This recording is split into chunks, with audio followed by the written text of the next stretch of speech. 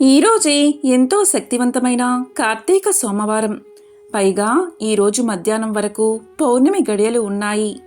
అంటే మధ్యాహ్నం 2:45 వరకు పౌర్ణమి గడియలు ఉన్నాయి. ఇలా కార్తీక సోమవారం, కార్తీక పౌర్ణమి కలిసిన ఈ విశిష్టమైన రోజు. ఈ కథలను విన్నా, చదివినా, చెప్పినా, వినిపించినా సకల శుభాలు కలుగుతాయి. జన్మల దోషాలు తొలగి కోటి జన్మల పుణ్యం వస్తుంది. ఈ కార్తీక మాసంలో శివుడికి ఇష్టమైనటువంటి కార్తీక సోమవార వ్రతాన్ని ఎవరైతే ఆచరిస్తారో వాళ్ళు తప్పనిసరిగా కైలాసాన్ని చేరుకుంటారు. ఈ కార్తీకంలో వచ్చే ఏ సోమవారం రోజైనా సరే స్నానం, జపాదులను ఆచరించేవారు అశ్వమేధ యాగ ఫలితాన్ని పొందుతారు.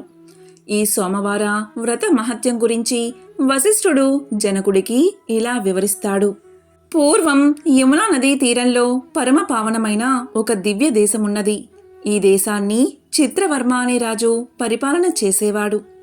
ఈ కథ స్కాంద పురాణంలోనిది. కృతయుగానికి సంబంధించిన కథ ఇది. ఆ చిత్రవర్మ రాజుకి మొత్తం 8 మంది పుత్రులు. ఆ తరువాత చివరగా ఒక పుత్రిక కలిగింది. ఇంతమంది పుత్రులు తర్వాత అమ్మాయి పుట్టింది కాబట్టి చిత్రవర్మకు ఈమంటే అధిక వాత్సల్యం. అందువల్ల చిత్రవర్మ జ్యోతిష్య శాస్త్రవేత్తలను పిలిపించి జాతకం మొత్తం చూపించి భవిష్యత్తు ఎలా ఉంటుంది అని అడిగాడు. అప్పుడు జ్యోతిష్యులు చక్కగా ఈమె జాతకాన్ని పరిశీలించి తరువాత ఇలా చెప్పారు. మహారాజా, ఈమె అన్ని సౌభాగ్యాలతోనూ బాసిల్లుతుంది కాబట్టి ఈమెకు సీమంతిని అనే పేరు పెట్టండి అని తీర్మానించారు. ఆ తరువాత వాళ్ళు ఆమె జాతక ఫలాలు ఈ విధంగా చెప్పారు. ఈమె గొప్ప స్త్రీ అవుతుందని, సరస్వతి వలె అన్ని కళల్లోనూ రాణిస్తుంది అని, రతీదేవి వంటి సౌందర్యము, దమయంతి వంటి పాతివ్రత్య శోభ ఉంటుందని, అరుంధతి వంటి తేజస్సు ఉంటుందని ఇలా అనేక రకాలుగా వివరించారు. ఈమె యొక్క ఆయుష్ గొప్పది, సౌభాగ్యం గొప్పది అని చెప్పారు. అయితే ఇక్కడ వచ్చిన చిక్కేమిటి అంటే అందరూ పండితులది ఇదే అభిప్రాయం అయితే ఒక్కరు మాత్రం ఇలా చెప్పారు. కానీ మహారాజా, నాకు మాత్రం జాతకంలో ఒక దోషం కనబడుతున్నది అని పలికాడు. అదేంటి అంటే వివాహమైన కొద్ది కాలానికే ఈమె భర్తను కోల్పోవలసి రావచ్చు అని సూచన చేశాడు రాజుకి. ఈ మాట వినగానే రాజు హతాశుడయ్యాడు. ఇది చాలా దుర్భరమైన మాట. ఇలా కాలం గడుస్తుంది. పాప పెరుగుతూ ఉంది. పెరిగే కొద్దీ చదువులో ప్రావీణ్యం సంపాదించింది.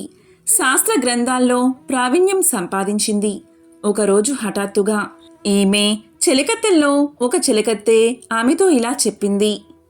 చిన్నప్పుడు మీ నాన్నగారు నీ జాతకం జ్యోతిష్యులకు చూపించినప్పుడు మేము ఒక వార్త విన్నాం. నీకు తెలుసా అని అడిగారు. నాకు తెలియదు అని చెప్పింది సీమంతిని. అమ్మాయికి ఈ విషయం తెలియనివ్వలేదు ఆమె తండ్రి. స్త్రీ చాపల్యం చేత ఆ చెలికత్త ఇలా చెప్పింది.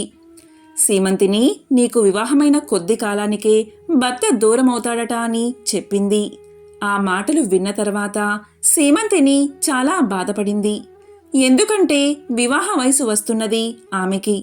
ఇప్పుడు ఏమి చెయ్యాలా అని పరిపరి విధాలా ఆమె ఆలోచిస్తూ ఉండగా ఆమెకు ఒక ఆలోచన వచ్చింది. గురువులను ఆశ్రయించాలి అని. ఇది చాలా ముఖ్యమైన విషయం కనుక ఏ సమస్య వచ్చినా భయపడకుండా ఎలా పరిష్కరించుకోవాలో తెలుసుకోవాలి. ఎందుకంటే శాస్త్రాలలో సమస్యలతో పాటు పరిష్కార మార్గాలు చాలా ఉంటాయి. వెంటనే సీమంతిని వాళ్ళ యొక్క గురువైనటువంటి యాజ్ఞవల్క మహాముని భార్య అయిన మైత్రేయిని ఆశ్రయించింది. ఋషిపత్ని మైత్రేయి సామాన్యురాలు కాదు. ఉపనిషత్తుల్లో ఈమె గురించి చెప్పబడి ఉన్నది. ఈమె గొప్ప బ్రహ్మజ్ఞాన సంపన్నురాలు. అప్పుడు మైత్రేయి సీమంతిని చూసి ఇలా పలికింది. తల్లి, ఏమిటి నీ కోరిక అనగాని సీమంతిని మైత్రేయి పాదాలకు నమస్కారం చేసి ఇలా పలికింది. తల్లి, ఏ సత్కర్మ వల్ల చక్కని సౌభాగ్యం వర్ధిల్లుతుందో, దీర్ఘ సుమంగళితత్వం లభిస్తుందో ఆ విధమైన సత్కర్మ గురించి తెలియచెయ్యమ్మా అని కోరింది. ఎందుకు అంటే బహుశాస్త్రాలు తెలిసిన దానవు. అలాగే గురువు ద్వారా వచ్చిన ఉపాయాన్ని ఆచరించిన వారు ధన్యులు అవుతారు. కనుక నిన్ను శరణు వేడుతున్నాను. నన్ను కరుణించి దీర్ఘసుమంగలి అగునట్లు అనుగ్రహించు తల్లి అని కోరింది. అప్పుడు మైత్రేయి కొంచెంసేపు ఆలోచించి శాస్త్రాలన్నీ మన్నం చేసుకుని ఒక సరైన ఉపాయాన్ని సూచించింది. ఓ రాజకన్య విను. శ్రీ గౌరిని శంకరుణ్ణి నీలకంఠయుక్తంగా ఆరాధించు. ఎలా అంటే నీలకంఠుడు అని పరమేశ్వరుడితో ఉన్న గౌరీదేవిని ఆరాధించు. ఇలా ఆరాధించడం వల్ల ఆపదలు భయాలు తొలగిపోతాయి. శుభ్రమైన వస్త్రాలు ధరించి ప్రాతకాల పూజ చేసి అటుపై పగలంతా నియమబద్ధంగా శివస్మరణం చేసుకుంటూ ఇంద్రియాలను నిగ్రహించుకోవాలి. అలాగే వాక్కుని నిగ్రహించుకోవాలి. కోపం పనికిరాదు. అనవసరపు మాటలు అస్సలు మాట్లాడకూడదు. నిందా వాక్యాలు చేయకూడదు. ఇవన్నీ కూడా నియమాలు. శివ సంబంధమైన శాస్త్రంలో ఏమి చెప్పారో తెలుసుకుని కపటం లేని హృదయంతో ఆరాధన చెయ్యాలి. ఆరాధన చేసేటప్పుడు శివ అష్టోత్తర శతనామావళి అలాగే గౌరీ అష్టోత్తర శతనామావళి కూడా చెయ్యాలి. శివ పార్వతులను ఇద్దరినీ కలిపి ఆరాధించాలి. పూజ తర్వాత పవిత్ర జీవనం గడిపేవారికి భోజనం పెట్టి ముత్తైదువులకు పసుపు కుంకుమ అందించి వస్త్రాలు ఇచ్చి ఆరాధించాలి. ఇలా చేసే సమయంలో ఏవైనా ఆపదలు రావచ్చు, ఏవైనా సమస్యలు రావచ్చు. అయినప్పటికీ చలించకూడదు. ప్రారబ్ధ కర్మ తప్పించుకోవాలని చేసే వ్రతాలలో పరీక్షలు అధికంగా ఉంటాయి. అయినా వాటిని తట్టుకుని ఆచరిస్తేనే శుభ ఫలితాలు కలుగుతాయి. ఇలా చేయడం వల్ల శివపార్వతుల అనుగ్రహం వల్ల ఆపదలు అనే సముద్రాన్ని సులభంగా దాటిపోతావు. నీకు ఇష్టం లేనిది నీ జీవితంలో జరగనే జరగదు. ఇది శివపూజా మహత్యం. ఇలా శివపూజా మహత్యం వల్ల ఎలాంటి సంఘటన నుంచైనా బయటపడతారు అని చెప్పిన తనకు ఉపదేశం చేసినటువంటి గురుస్వరూపిణి అయిన మైత్రేయికి నమస్కరించి వ్రతం ఆరంభించడం మొదలుపెట్టింది. అప్పటికి వివాహం కూడా నిశ్చయం కాలేదు. కన్యగా ఉన్నప్పుడే గురువుల ద్వారా గ్రహించి వ్రతాచరణ చేయడం మొదలుపెట్టింది. నిత్యము సోమవార వ్రతాన్ని ఆచరిస్తున్నది. ఇంతలో తండ్రి చక్కని ఒక సంబంధాన్ని తీసుకువచ్చాడు. అది ఎటువంటి సంబంధము అంటే నలచక్రవర్తి వంశానికి చెందిన యువకుడు. ఇంతకన్నా భాగ్యం ఏమున్నది? అందుకే ఇది కృతయుగం నాటి కథ అని మనం చెప్పవచ్చు. నలచక్రవర్తి అప్పటి రాజు. నలచక్రవర్తి యొక్క భార్య పేరు దమయంతి. ఆ పుణ్య దంపతుల పుత్రుడు ఇంద్రసేన మహారాజు. ఆ ఇంద్రసేనుడి తనయుడే చంద్రాగదుడు, అంటే ఇప్పుడు వరుడిగా వచ్చినవాడు. అనగా నలచక్రవర్తి యొక్క మనవడు. పైగా అద్భుతమైన సౌందర్యం కలిగినవాడు. ఈ సంబంధం బాగా నచ్చి వివాహం నిశ్చయమైంది. వివాహం కూడా జరిగింది. వివాహం జరిగిన కొద్ది రోజులకే అల్లుడికి యమునలో విహరించాలని కోరిక కలిగింది. అందుకు తగ్గట్లుగానే మామగారు అన్ని ఏర్పాట్లు చేశారు. అల్లుడు యమునా నదీ తీరంలో తన పరివారంతో సహా విహరిస్తున్న సమయంలో యమునా నది పొంగు ఉధృతమై పడవ కొట్టుకుపోయింది. వార్త వెంటనే రాజుగారికి తెలిసింది. మామగారు యమునా నదీ తీరానికి వచ్చి ఎంతో విలపించారు. ఈ సంఘటనకు పుర ప్రజలందరూ బాధపడ్డారు. అందరి మృతదేహాలు వచ్చాయి, కానీ చంద్రాగదుడి మృతదేహం రాలేదు. అంటే మృతదేహం కూడా కొట్టుకుపోయింది అని భావించారు. అందరూ ఎంతగానో బాధపడ్డారు. కూతురికి ఎలా చెప్పాలి అని బాధపడ్డాడు రాజు. మృతదేహం దొరకలేదు కాబట్టి చనిపోయాడు అని నిర్ధారణ చెయ్యలేము. మరణించారు అనడానికి సంపూర్ణ ఆధారాలు కనిపిస్తున్నాయి. ఈ మాట రాజు చెప్పలేక చెప్పినప్పటికీ గురువాక్యం మీద సంపూర్ణ విశ్వాసంతో శివారాధన కొనసాగిస్తూ భక్తి శ్రద్ధలతో ఉన్నది సీమంతిని. వార్త తెలిసిన ఇంద్రసేన మహారాజు దుఃఖంలో మునిగిపోయాడు. అందువల్ల రాజకార్యాలు కూడా విస్మరించాడు. ఇదే అదనుగా అతని దాయాదులు అతన్ని బంధించి చెరసాల పాలు చేశారు. రాజ్యాన్ని కైవసం చేసుకున్నారు. ఏమాత్రం చెక్కు చెదరకుండా శివారాధన చేస్తుంది సీమంతిని. అలా 3 సంవత్సరాలు గడిచిపోయాయి. యమునా నదిలో మునిగిపోయిన చంద్రాగదుడు చిత్రంగా ఆ నది యొక్క లోతుల్లోకి వెళ్ళిపోతూ ఉండగా కొందరు నాగకన్యలు చూసి పట్టుకున్నారు. వాళ్ళకి ఇతడి దివ్యమైన తేజస్సు చూసి ఏమనిపించిందో కానీ నాగలోకానికి తీసుకువెళ్ళి ఉచితమైన ఉపచారాలు చేసి విశ్రాంతి ఇవ్వగా అక్కడికి నాగరాజ్యాన్ని పాలించే తక్షకుడు వచ్చాడు. అతడు వచ్చి అతని చరిత్రంతా తెలుసుకుని, నువ్వు ఈ విధంగా క్షేమంగా ఇక్కడికి రావడం అన్నది నీ యొక్క సౌభాగ్యం. ఇందులో ఏమాత్రం సందేహం లేదు. నీవు బయటపడ్డావు అంటే నీకు దైవానుగ్రహం ఉంది. నువ్వు ఏ దేవతను ఆరాధిస్తావో చెప్పు అని అడిగాడు. అప్పుడు తన ఇష్ట దైవాన్ని తలుచుకుని చంద్రాగదుడు ఇలా చెప్పాడు. ప్రపంచానికి దేవతలు కూడా ఎవరైతే దేవుడో, ఎవరు ఈశ్వరుడో ఆ సర్వేశ్వరుడే, ఆ సాంబశివుడే నాకు ఇష్టమైన దైవము అని చెప్పాడు. అందుకు తక్షకుడు సంతోషించి, భక్తులను పూజించడం శివుణ్ణి పూజించడంతో సమానం. మా ఆతిథ్యాన్ని స్వీకరించి ఇక్కడే ఉండిపో అని చెప్పాడు. దానికి చంద్రాగదుడు ఇలా పలికాడు. ఎన్ని ఉన్నప్పటికీ నాకు ఈ దేశం వేరే దేశమే. నా దేశానికి వెళ్ళే ఏర్పాట్లు చెయ్యండి అని ప్రార్థించాడు. అప్పుడు తక్షకుడు అన్ని ఏర్పాట్లు చేసి తన పరివారము అలాగే ఒక గుర్రాన్ని చంద్రాగదుడికి ఇచ్చాడు. ఆ గుర్రం ఎక్కడికి కావాలంటే అక్కడికి తీసుకువెళ్తుంది. చంద్రాగదుడు అన్నీ స్వీకరించి తన దేశానికి బయలుదేరాడు. తిరిగి వచ్చిన భర్తను చూసి ఆనందించింది సీమంతిని. అది కూడా ఎలా అంటే, ఆ రోజు సోమవార వ్రతాన్ని చేసి శివుడి యొక్క పార్థివ లింగాన్ని యమునా నదిలో కలపడానికి వెళ్తూ ఉండగా గుర్రం మీద వస్తూ కనబడ్డాడు ఆమె భర్త. శివపూజ మహిమ వల్ల తిరిగి తన భర్తను పొందింది సీమంతిని. అప్పుడు ఇంద్రసేన మహారాజుని బంధించిన శత్రువులను ఓడించి తిరిగి తండ్రికి చెరసాల నుంచి విముక్తి కలిగించాడు చంద్రాగదుడు. విజయాన్ని కైవసం చేసుకున్నాడు. ఈ సోమవార వ్రతాన్ని నిష్ఠగా ఆచరించి ఎంతోమంది కష్టాల నుంచి దూరమయ్యారు. కాబట్టి మీరు కూడా సోమవార వ్రతాన్ని ఆచరించి ధన్యులు కండి. ఈ వ్రతాన్ని ఏ జాతి వారైనా, స్త్రీ పురుషులు ఎవరైనా నిరభ్యంతరంగా చేసుకోవచ్చు. ఆ రోజంతా ఉపవాసముండి నదీ స్నానం చేసి శక్తి కొలది దాన ధర్మాలు చేసి శివుడికి బిల్వ పత్రాలతో పూజ చేసి సాయంత్రం నక్షత్ర దర్శనం తర్వాత అల్పాహారం తీసుకోవాలి. ఈ విధంగా నిష్ఠగా ఉంటూ ఆ రాత్రి జాగారం చేసి జాగరణ సమయంలో శివ పురాణ పఠనం చేయాలి. మర్నాడు ఉదయం నదీ స్నానం చేసి నువ్వులు దానం చేసి పేదలకు అన్నదానం చేయాలి. అలా చేయలేని వారు 3 బ్రాహ్మణులకు భోజనం పెట్టి ఆ తర్వాత గృహస్థుడు భోజనం చేయాలి. ఈ వ్రతం కేవలం భక్తితో మాత్రమే ముడిపడి ఉంటుంది. కార్తీక సోమవారం సందర్భంగా ఆ ముక్కంటి భక్తుల గురించి స్మరించుకుంటే చాలు, శివానుగ్రహం మరింత లభిస్తుందని పురాణ కథలు చెబుతున్నాయి. అటువంటి పరమ శివభక్తుల్లో భక్త కన్నప్ప ఒకరు. ఆయన భక్తి విశేషాలు మనం తెలుసుకుందాం. పురాణాల ప్రకారం మహాశివుడికి 63 మంది ప్రసిద్ధ భక్తులు ఉన్నారు. వారిలో తిన్నడు ఒకడు. తరువాతి కాలంలో ఆయన్ని కన్నప్పగా ప్రసిద్ధికెక్కాడు. తిన్నడు ఒక బోయవాడు, అర్జునుడి అవతారం. ఒకానొకప్పుడు అర్జునుడు శివుడి కోసం గొప్ప తపస్సు చేశాడు. అర్జునుడి భక్తికి తపస్సుకి మెచ్చిన శివుడు ఒకసారి అర్జునుడిని పరీక్షించాలి అనుకున్నాడు. అర్జునుడి తపస్సుకి భంగం కలిగించాలని ఓ అడవి పందిని పంపించాడు శివుడు. అప్పుడు సహనం కోల్పోయిన అర్జునుడు కోపంతో ఆ పందికి బాణం వేశాడు. అదే సమయంలో బోయవాని వేషంలో వచ్చిన శివుడు కూడా ఆ పందికి బాణం వేశాడు. దీంతో ఇద్దరి మధ్య ఘర్షణ మొదలయ్యింది.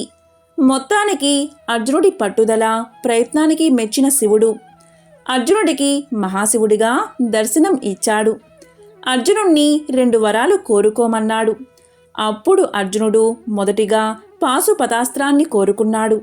ఆ వరాన్ని ప్రసాదించిన శివుడు ఇలా పలికాడు. దీనిని ఒక్కసారి మాత్రమే ఉపయోగించాలి అని అర్జునుడికి చెప్పాడు.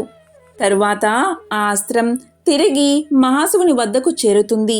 అంటే ఒకసారి ఉపయోగించిన తర్వాత ఆ అస్త్రం నా వద్దకే చేరుకుంటుంది. ఇక రెండవది మోక్షం. ఈ జన్మలో మోక్షం ప్రసాదించమని అర్జునుడు శివుణ్ణి కోరతాడు. కాని అందుకు శివుడు అంగీకరించడు. నీకు ఈ జన్మలో మోక్షాన్ని ప్రసాదించలేను.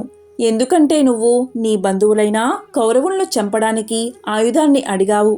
అందుకే ప్రసాదించలేను.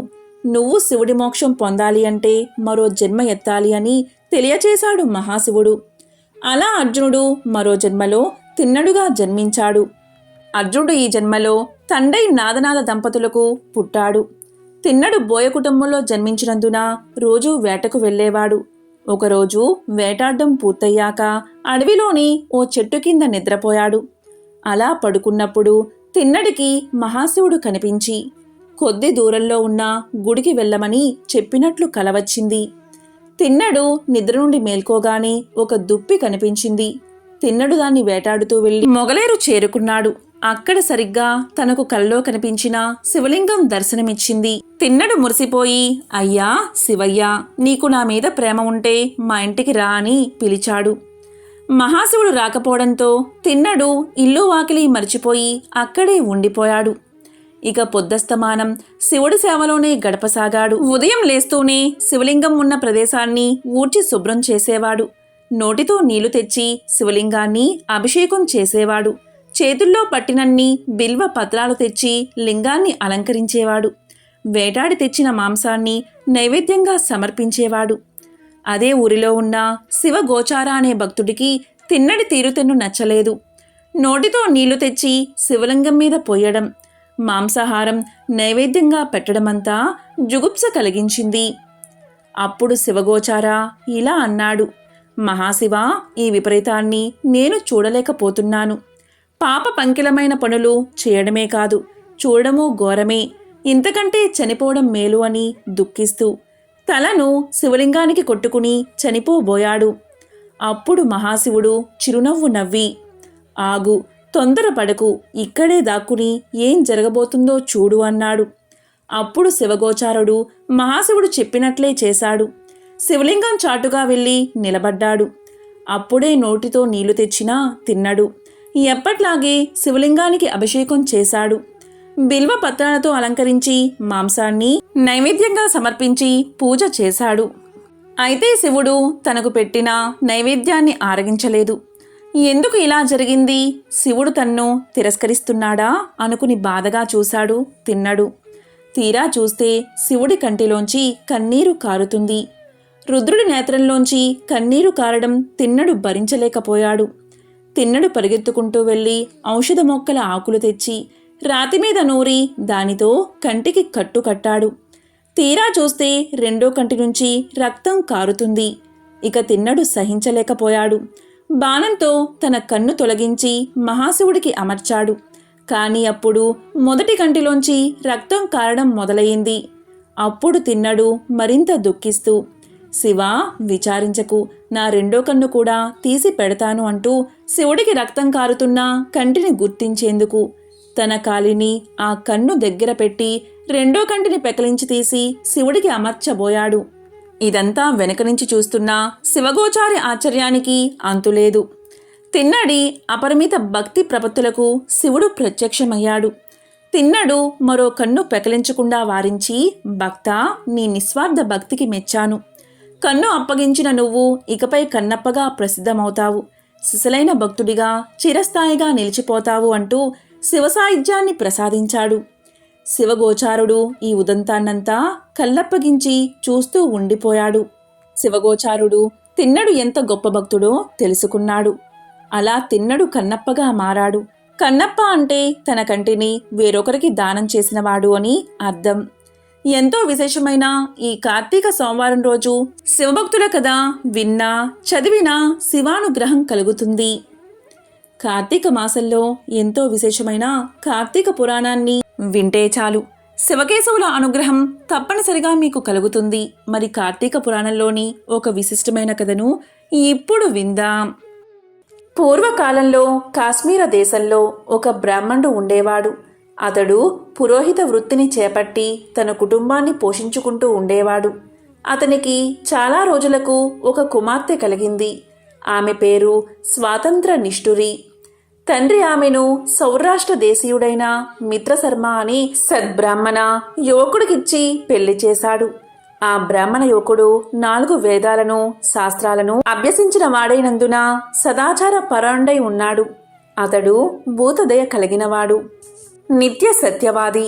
నిరంతరం భగవన్నామ స్మరణ చేస్తూ ఉండడం వల్ల అందరూ అతనిని అపరబ్రహ్మ అని కూడా చెప్పుకుంటూ ఉండేవారు. ఇటువంటి ఉత్తమ పురుషుని భార్య అయిన నిష్ఠురి యవ్వన గర్వంతో కన్నో మిన్నో గానక పెద్దలను దూషిస్తూ అత్తామామలను భర్తను తిడుతూ కొడుతూ రక్కుతూ పరపురుష సాంగత్యం కలదై వ్యభిచారిణి అయి తన ప్రియులు తెచ్చిన తినుబండారాలు బట్టలు పువ్వులు ధరిస్తూ దుష్టురాలై తిరుగుతూ ఉండేది. వంశానికి అప్రతిష్ట తెస్తుందని అత్తమామలు ఆమెను తమ ఇంటి నుండి వెళ్ళగొట్టారు. కానీ శాంతస్వరూపుడైన ఆమె భర్తకు మాత్రం ఆమె యందు అభిమానం పోక ఆమె ఎంతటి నీచకార్యాలు చేసినా సహించి చీ పొమ్మనక విడువక ఆమెతోటే కాపురం చేస్తూ ఉన్నాడు. కాని చుట్టుపక్కల వారు ఆ నిష్ఠూరి గయ్యాలితనానికి యావగించుకుని ఆమెకు కర్కస అని ఎగతాళి పేరు పెట్టడం వల్ల అది మొదలు అందరూ ఆమెను కర్కస అని పిలుస్తూ ఉండేవారు. ఇలా కొంతకాలం జరిగిన తర్వాత ఆ కర్కస ఒకనాటి రాత్రి ఏకశయ్యపై తన భర్త గాఢ నిద్రలో ఉన్న సమయం చూసి మెల్లగా లేచి తాళి కట్టిన భర్త అన్న విచక్షణ కాని దయా దాక్షిణ్యాలు కానీ లేక ఒక బండ రాతిని తెచ్చి అతని తలపై గట్టిగా కొట్టింది.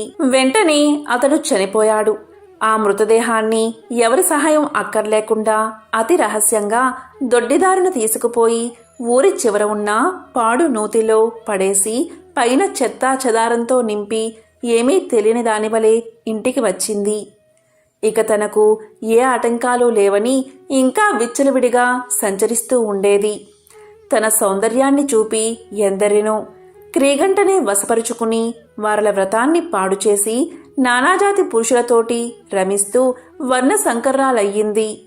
అంతేకాదు ఆడబడుచులను కన్యలను భర్తలతో కాపురం చేస్తున్న పడుచులను తన మాటలతో చేరదీసి వారికి కూడా దుర్బుద్ధులు నేర్పి పాడుచేసి విటులకు తార్చి ధనార్జన కూడా చెయ్యసాగింది. జనక మహారాజా, యవ్వన బింకము ఎంతో కాలం ఉండదు కదా, కాలం ఒక్కరీతిగా నడవదు కదా. క్రమక్రమంగా ఆమెలోని యవ్వనం నశించింది. శరీరమందు మేహ వ్రణాలు బయలుదేరాయి. ఆ వ్రణాల నుండి చీము రక్తము రసికారడం ప్రారంభమయ్యింది. దానికి తోడు శరీరమంతా కుష్ఠవ్యాధి బయలుదేరి దుర్గంధం వెడలుచున్నది. దినదినము శరీర పటుత్వం కృశించి కురూపి అయి భయంకర రోగాలతో బాధపడుతున్నది. ఆమె యవ్వనంలో ఉండగా ఎన్నో విధాలా తృప్తి కలిగించిన విటులు ఏ ఒక్కరూ ఇప్పుడు ఆమెను కనీసం తొంగైనా చూడ్డం లేదు. ఆ పరిసర ప్రాంతానికి వెళ్తే ఎక్కడా తమను పలకరిస్తుందో అని ఆ వీధి మొహం కూడా చూడకుండా ఉన్నారు. కర్కస ఈ విధంగా నరక బాధలు అనుభవిస్తూ పురుగులు పడి కొంతకాలానికి చనిపోయింది. బతికి ఉన్ననాళ్ళు ఒక్కనాడైనా పురాణ శ్రవణమైనా చెయ్యని పాపిష్ఠురాలు కదా. చనిపోయిన వెంటనే భయంకరులైన యమభటులు ఆమెను తీసుకుపోయి ప్రేతరాజైన యముడి సన్నిధిలో ఉంచారు. యమధర్మరాజు చిత్రగుప్తుల వారిచే ఆమె పాపపుణ్యాల లెక్కను చూపించి ఇలా పలికారు: భటులారా, ఈమె పాప చరిత్ర అంతా ఇంతా కాదు. వెంటనే ఈమెను తీసుకువెళ్ళి ఎర్రగా కాల్చిన ఇనుప స్తంభానికి కట్టేయండి అని ఆజ్ఞాపించాడు యముడు. విటులతో సుఖించినందుకు కాను యమభటులు ఆమెను ఎర్రగా కాల్చిన ఇనుప స్తంభాన్ని కౌగిలించుకోమని చెప్పారు. భర్తను బండరాతితో కొట్టి చంపినందుకు కాను ఇనుప గదలతో కొట్టారు. పతివ్రతలను వ్యభిచారులుగా చేసినందుకు కాను సలసలా కాగే నూనెలో పడేశారు. తల్లిదండ్రులకు అత్త మామలకు అపకీర్తి తెచ్చినందుకు కాను సీసాన్ని కరిగించి నోటిలోనూ చెవుల్లోనూ పోసి ఇనుప కడ్డీలు కాల్చి వాతలు పెట్టారు. చివరకు కుంభీపాకము అనే నరకంలో వేయగా అందులో ఇనుప ముక్కులు గల కాకులు, విష సర్పాలు, తేళ్లు, జర్రెలు కుట్టాయి. ఆమె చేసిన పాపాలకు ఇటు 7 తరాల వాళ్ళు అటు 7 తరాల వాళ్ళు నరకబాధలు పడ్డారు. ఈ ప్రకారంగా నరక బాధలు అనుభవించి చివరకు కళింగ దేశంలో కుక్క జన్మ ఎత్తి ఆకలి బాధ పడలేక ఇల్లిల్లు తిరుగుతూ ఉండగా కర్రలతో కొట్టేవారు కొడుతూ, తిట్టేవారు తిడుతూ, తరిమేవారు తరుముచూ ఉన్నారు. ఇలా ఉండగా ఒకనాడు ఒక స్తోత్రియ బ్రాహ్మణుడు కార్తీక సోమవార వ్రతాన్ని ఆచరించి ఉపవాసం ఉండి సాయంత్రం నక్షత్ర దర్శనం చేసి బలియన్నం అరుగుపై పెట్టి కాళ్ళు చేతులు కడుక్కోవడానికే లోపలికి వెళ్లిన సమయంలో ఈ కుక్క వచ్చి ఆ బలి అన్నం తిన్నది. వ్రతనిష్టా గరిష్ఠుడైన ఆ విప్రుని పూజా విధానంచే జరిపించిన బలి అన్నం అవడం వల్ల, ఆ రోజు కార్తీక మాస సోమవారం అవడం వల్ల, కుక్క ఆ రోజంతా ఉపవాసంతో ఉండడం వల్ల, శివపూజ పవిత్ర స్థానమైన ఆ ఇంట దొరికిన ప్రసాదాన్ని తినడం వల్ల ఆ శునకానికి జన్మాంతర జ్ఞానం ఉద్భవించింది. వెంటనే ఆ కుక్క ఇలా పలికింది, విప్రకులోత్తమ, నన్ను కాపాడు అని మొరపెట్టుకుంది. ఆ మాటలు బ్రాహ్మణుడు ఆలకించి బయటకు వచ్చి చూడగా కుక్క తప్ప ఎవరూ లేరు. వెంటనే లోపలికి వెళ్ళాడు. మరలా రక్షించుము రక్షించుము అని కేకలు వేసింది కుక్క.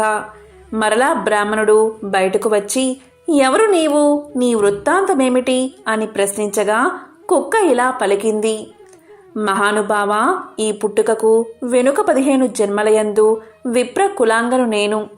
వ్యభిచారినై అగ్నిసాక్షిగా పెళ్లాడిన భర్తను చంపి వృద్ధాప్యంలో కుష్ఠురాలునై తనువు చాలించి తరువాత యమదూతల వల్ల మహానరకాన్ని అనుభవించి నా పూర్వీకుల పుణ్యఫలం వల్ల ఈ జన్మలో కుక్కనయ్యాను. ఈరోజు మీరు కార్తీక సోమవార వ్రతాన్ని ఆచరించి ఇలా ఉంచిన బలి అన్నాన్ని తినడం వల్ల నాకీ జ్ఞానోదయం కలిగింది. కాబట్టి ఓ విప్రోత్తమ, నాకు మహా ఉపకారంగా మీరు చేసిన కార్తీక సోమవార వ్రతఫలాన్ని ఒకటి ఇచ్చి నాకు మోక్షాన్ని కలిగించండి అని ప్రార్థిస్తున్నాను అని వేడుకోగా, కార్తీక సోమవార వ్రతంలో చాలా మహత్యమున్నదని గ్రహించి ఆ బ్రాహ్మణుడు ఒక సోమవారం నాటి ఫలాన్ని ఆమెకు దారపోయగా వెంటనే ఒక పుష్పక విమానం అక్కడికి వచ్చింది. ఆమె అందరికీ వందనం చేసి అక్కడి వారందరూ చూస్తూ ఉండగానే ఆ విమానమెక్కి శివ సాన్నిధ్యానికి చేరుకుంది. ఎంతో పవిత్రమైన విశిష్టమైన ఈ కార్తీక సోమవారం కార్తీక పౌర్ణమి కలిసిన ఈ రోజు ఈ కథలను విన్నా, చదివినా, చెప్పినా, వినిపించినా సకల శుభాలు కలుగుతాయి. జన్మల దోషాలు తొలగి కోటి జన్మల పుణ్యం వస్తుంది. ఓం నమః శివాయ. ఓం నమో నారాయణాయ.